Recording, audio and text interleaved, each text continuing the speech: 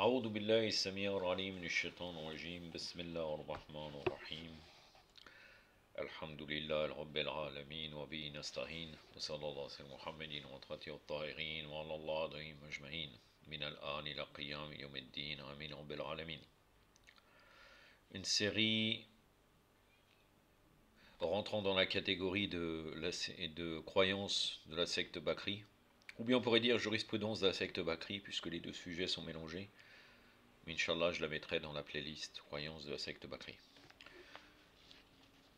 Je suis dans le livre La croyance authentique. C'est les œuvres de Mohammed Abdel Wahhab, Rahmatullah alayh, commentées par Fawzan. Un seul passage, qui en vérité est qu'un seul hadith. Ce qui est important, c'est le hadith et comment je vais donner les arguments de Ahlul Bayt. Mon sujet aujourd'hui concerne l'ijtihad dans le bakrisme. L'ijtihad dans le bakrisme, là ça concerne pas seulement l'ijtihad dans la jurisprudence, ça concerne le fait de faire un effort. J'ai divisé en trois parties cet exposé. L'ijtihad dans le jugement, et l'ijtihad dans la religion, et l'ijtihad historique. À chaque fois, je donnerai, sauf pour l'ijtihad historique, qui est clair, en vérité, ça démontre encore leur problème à des mukhalifin. Dans l'ijtihad, dans le jugement et dans l'ijtihad dans la religion, je donnerai le pendant au niveau des hadiths de Ahlul Bayt, qu'est-ce qu'on dit sur ce sujet-là. Donc là, c'était la définition du Tarot de Mohammed Abdel Wahhab. Dedans, il y a un hadith, c'est ça qui est important, le reste, je ne vais pas commenter les points qu'il a donnés. Dedans, il y a un hadith que présentement Fawzan ramène et que je vais vous donner la différence qu'on a par rapport à Ahlul Bayt. Et là, on parle du juge. Le prophète aurait affirmé, concernant le sujet du juge, si un hakim, donc un juge, un gouverneur, on pourrait dire, malgré que c'est plutôt là dans le sens d'un juge, donne une bonne sentence à la suite d'un effort de réflexion, il a deux récompenses. Mais s'il se trompe à la suite de cet effort, alors il n'en aura qu'une. Bien entendu, la réalité est l'inverse de cela. Je vais vous citer deux hadiths qui viennent contredire cela concernant le juge.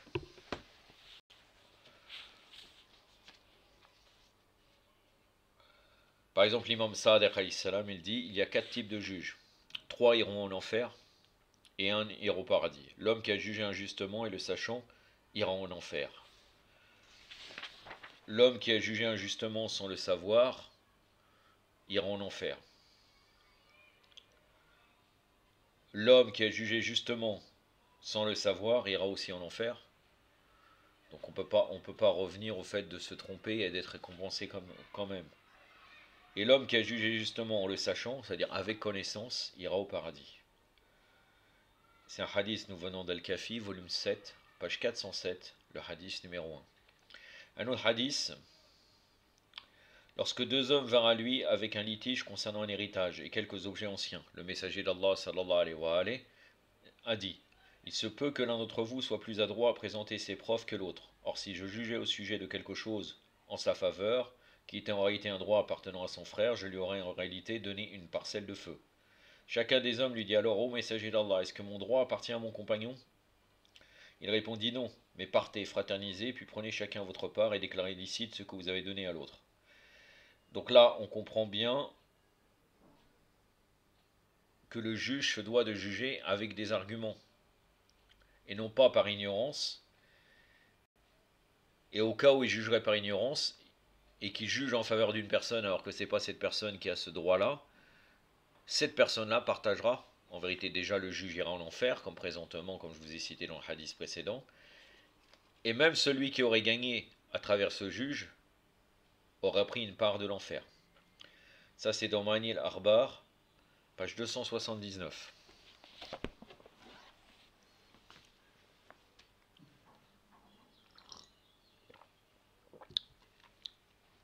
Concernant l'ijtihad dans la religion, je vais vous citer un passage du nom du livre de Mukhalifin, les 6 grands imams, un livre que je vous conseille d'ailleurs, d'un bon niveau, qui parle vraiment des usul al-fiqh, des Mukhalifin, et qui peut servir comme argument, ou bien pour critiquer, ou bien pour avoir une information.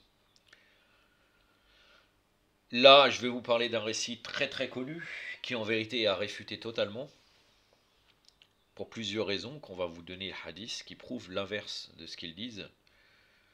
C'est la fameuse histoire avec le prophète sallallahu alayhi wa sallam et Mu'ad ibn Jabal, l'arnatullah alayhi. Mu'ad ibn Jabal, qui fait partie des gens qui ont pris parti pour Abu Bakr, il fait partie des al-Saqifa, l'arnatullah alayhi. Donc le prophète aurait envoyé, bien entendu, c'est pas envoyé Mu'ad ibn Jabal au Yémen en tant qu'imam et juge. Au moment du départ, il l'accompagnait aux portes de Médine et demande à Mu'ad quelle méthode il devait employer pour résoudre les différentes questions qui se poseraient à lui. Donc dans un premier lieu, il lui dit, là parce que là c'est raccourci, mais je vais vous donner un peu plus. Mu'ad y répond qu'il jugera selon le Coran. Puis par la suite, il dit je jugerai selon la sunna du prophète sallallahu alayhi wa sallam. Après, il lui dit si tu ne trouves rien, alors que ça n'existe pas en vérité, tout est donné dans le, dans le Coran et les hadiths. Mais après, il n'y a que les imams qui ont les réponses à tout. Alayhum salam. Donc il dit je chercherai dans la sunna du prophète. Il a dit si tu ne trouves rien dans le Coran, le sunna du prophète, qu'est-ce que tu ferais? Je me baserai sur les pieux prédécesseurs. Il dit dans le cas où tu ne trouveras pas, il lui dit je ferai un effort personnel. Et là l'imam, et là le prophète sallallahu alayhi wa sallam, il aurait conforté dans sa voix. C'est dans Abu Daoud, le hadith 3119, Sunan Abu Daoud, ou bien Ahmad ibn Hanbal, le hadith 21 000. Bien entendu, c'est totalement erroné, comme vous allez le voir à travers nos hadiths. Al-Kafi, Kitab al-Ilm. Kitab al-Ilm, dans le chapitre les initiatives contraires à la tradition, les dispositions nouvelles qui ne se trouvent nulle part auparavant, les conclusions individuelles et les analogies. Le hadith numéro 165 de Ali ibn Ibrahim, selon son père, selon Ibn Abi Omer, selon Mohammed ibn Waqaym, déclarant avoir dit à Abul Hassan, là c'est marqué Abul Hussein, mais c'est faux. Abul Hassan Moussa, donc l'imam Moussa al-Qazim alayhi salam, que je sois ta rançon, c'est par toi que Allah nous a accordé la faveur de saisir notre religion. Lorsque notre groupe est présent dans une assemblée, les uns et les autres se questionnent à propos de divers sujets. Nous fournissons des réponses par la voie de l'enseignement que Allah nous a accordé à travers toi. Parfois, il nous est posé des questions auxquelles nous pouvons répondre, fausses d'arguments provenant de toi ou de tes prédécesseurs. Alors nous répondons par ce qui se rapproche le plus de ton enseignement que nous appliquons. Il faut une forme de qiyas.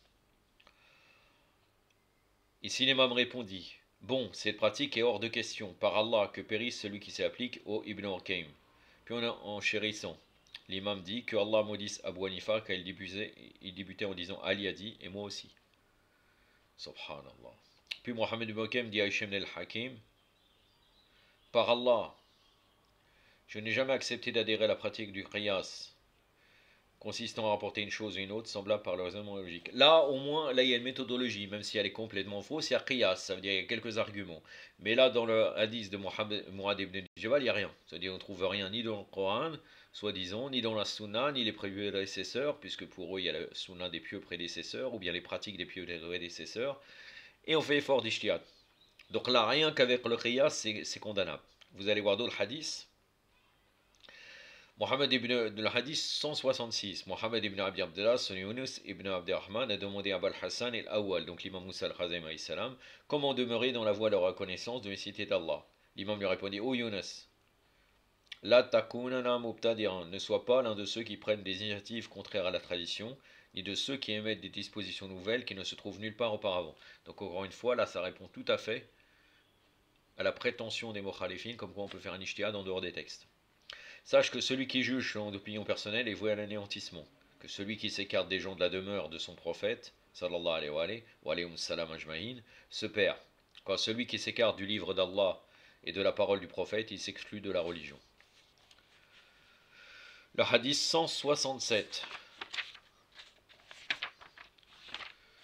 de Mohammed ibn Yahya, selon Ahmed ibn Muhammad, selon El-Warsha, selon Musanna al-Hannat, selon Abi Basir, déclarant avoir dit Abi Abdullah, donc l'imam Sadiq alayhi salam.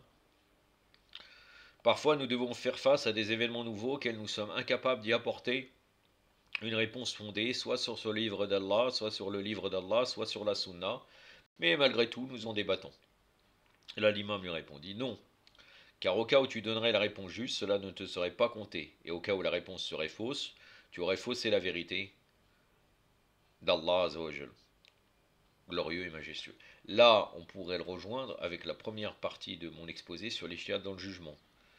Puisque là, même s'il donnerait la réponse juste, et c'est pour ça que les juges sont condamnés, s'ils donnent la réponse juste sans connaissance, et ça sera considéré comme si la réponse est fausse. Ça ne serait pas compté. Et au cas où la réponse serait fausse, tu aurais faussé la vérité. Donc en aucun cas, on doit se baser sur autre chose. On ne peut pas faire ijtihad en dehors des textes. De certains de nos compagnons, selon Ahmed, le hadith 168, de certains de nos compagnons, selon Ahmed ibn Muhammad ibn Isa, selon Ali ibn al-Hakam, selon Omar ibn Habban al-Kalbi, selon Abdurrahman al-Qasir, al-Rahim al-Qasir, pardon.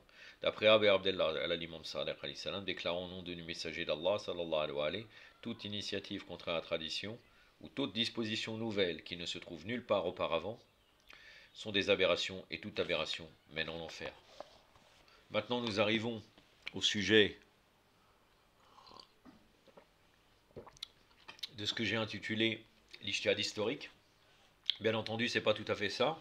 C'est les prétentions face à des événements historiques de certains de savants des mukhalifin de dire comme quoi ils ont le droit de faire ijtihad face à des prétentions, face à la vérité. Chez les mukhalifin, les deux termes ijtihad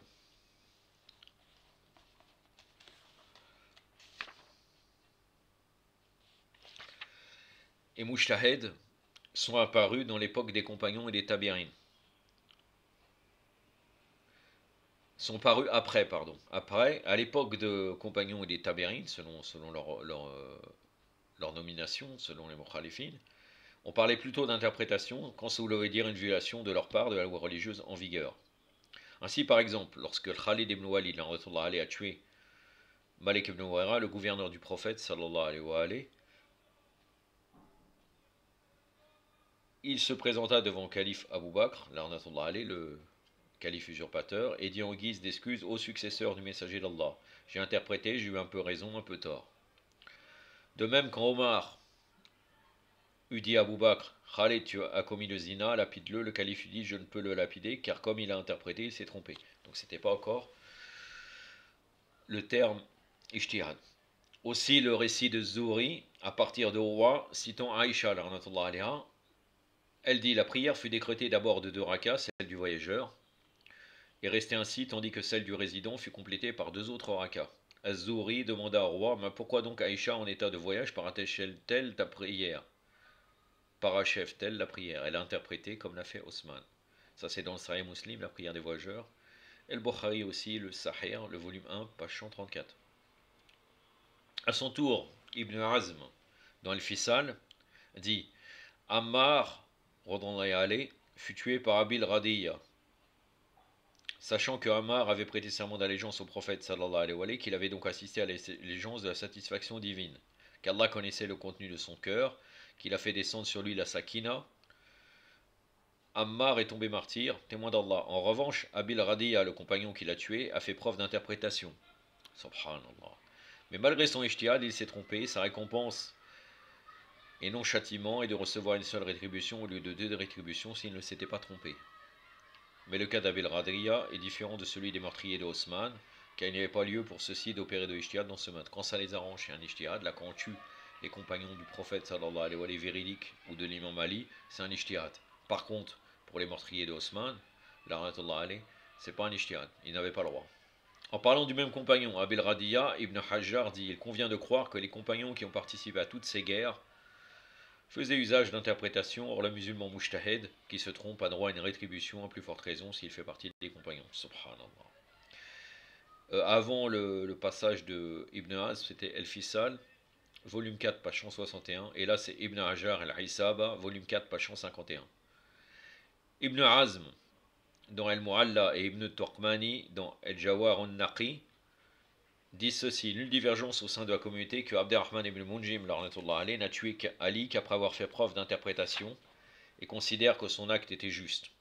Comme le dit en poésie Omran ibn Hitan: ô le coup du pieux, dont il ne vise que l'agrément d'Allah. Quand je me souviens de lui, je le considère comme ayant auprès d'Allah le plateau de la balance le plus rempli. Allahu Akbar. Ibn Hazm, El-Mu'alla, volume 10, page 484. Ibn Turkmani, c'est quelqu'un qui est décédé en 750 de l'Hégire. El-Jawar al-Naqi, en marge d'El-Bayhaqi, Sunan al-Bayhaqi, volume 8, page 58. Le hadith 58-59. Le Shir Abdel Latif écrivit aussi en marge du livre Sawa'iq: tous les compagnons à l'époque de Ali alayhi salam étaient ou bien de son côté, ou bien contre lui, ou neutres, pour cause d'interprétation. L'erreur ne le sert point du statut de l'équité. Ibn Kassir, Tahrir, volume 8, page 223. En parlant de Yazid ibn Muawiyah, Ibn Kassir dit: ils ont expliqué ses agissements comme consécutifs à son interprétation qui déboucha sur l'erreur. Ils ont dit aussi: il était imam, vicieux mais non passible de démission. Il n'est pas permis de se soulever contre lui. Quand l'information sur laquelle Yazid affichait une grande joie quand il a entendu parler de ce qui avait fait son armée et des habitants de Médine le jour d'El Arras, cela s'explique par le fait qu'il se voyait l'imam légitime à l'obéissance duquel ils ont manqué. Comme ils ont pris un autre prince que lui, il avait le droit de les combattre jusqu'à leur retour à l'obéissance et leur intégration à l'ensemble de la communauté. Ibn Kassir, Tahrir, volume 8, page 223. L'interprétation avant venant de Sawa'iq, c'était en marge des Sawa'iq, page 209. Allahu Akbar.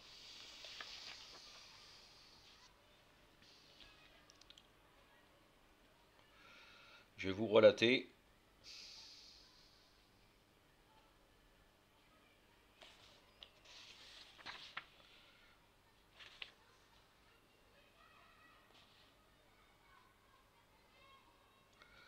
ce qu'il est dit sur Omar ibn al-Khattab, sur son ijtihad.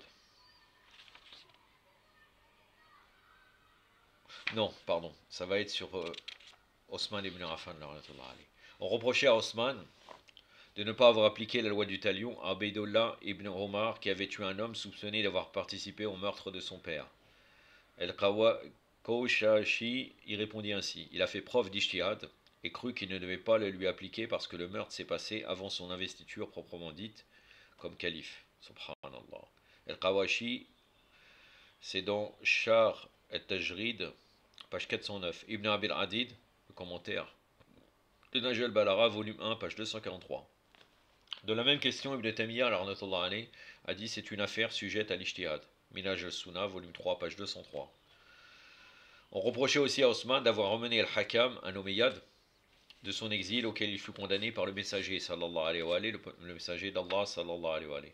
Alors la réponse à cette critique fut formulée ainsi: même si le messager n'a pas permis le retour d'Al-Hakam à Médine, Osman pouvait, s'il faisait preuve d'ijtihad, le faire puisque les circonstances changent. Ça c'est dans Ibn Bel-Adid, le Shar Najal Balara, volume 1, page 233. Ibn Taymiyyah dit à propos des relations très tendues entre Osman et Ibn Masoud: si chacun d'eux a été mujtahid dans ce qu'il disait, Allah le rétribuera pour ses bonnes actions et lui pardonnera les mauvaises. Même en appliquant une sanction, l'imam mujtahid peut être digne de rétribution en cas d'erreur. Citons l'exemple du témoignage d'Abu Bakra, le comte d'El-Monghira. Le premier témoin est un homme de bien et pieux. Par son témoignage, il cherchait l'agrément d'Allah et voulait en être rétribué.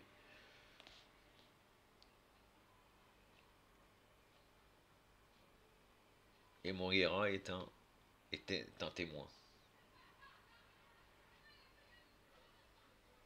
Subhanallah. La peine infligée par Osman à Ibn Masoud et à Ammar pouvait aussi relever de ce genre d'ijtihad et voir ainsi son erreur pardonnée. A fortiori, les erreurs des adversaires en dispute sont pardonnées. Ibn Taymiyyah, Minhaj al-Sunnah, volume 3, page 193. Pour ce qui est du troisième appel à la prière, ajouté par Osman les jours de vendredi, Ibn Taymiyyah dit que c'était aussi une question d'ijtihad. Minhaj al-Sunnah, volume 3, page 204. A son tour, El-Hajar ibn al-Aitami a dit: Ibn Masoud reprochait beaucoup de choses à Osman. L'intérêt exigeait donc qu'il fût démis de ses fonctions. Ensuite, la question à poser, c'est l'intérêt de qui? D'Ibn Mas'ud, des musulmans ou des Omeyyades? Ensuite, on ne s'oppose pas ainsi aux auteurs de l'Ijtihad, mais ces maudits opposants n'ont ni compréhension ni raison. Ibn Hajar el-Sawaiq al-Mughliqa, page 111.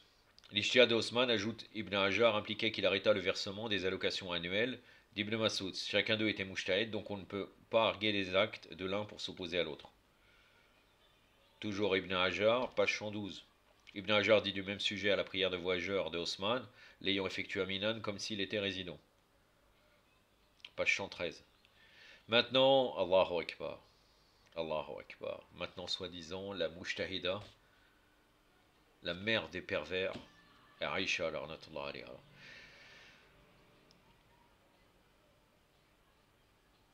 Ibn al-Alama Abu Mansour ibn Mutahhar al-Ghalli, mort en 726 de l'Hégire, il avait fait une critique à l'encontre de Aïcha qui, en se soulevant contre l'imam Ali alayhi salam, a violé l'ordre prescrit par le Coran. Restez dans vos demeures, ne vous montrez pas dans vos atours comme le faisaient les femmes au temps de l'ancienne ignorance.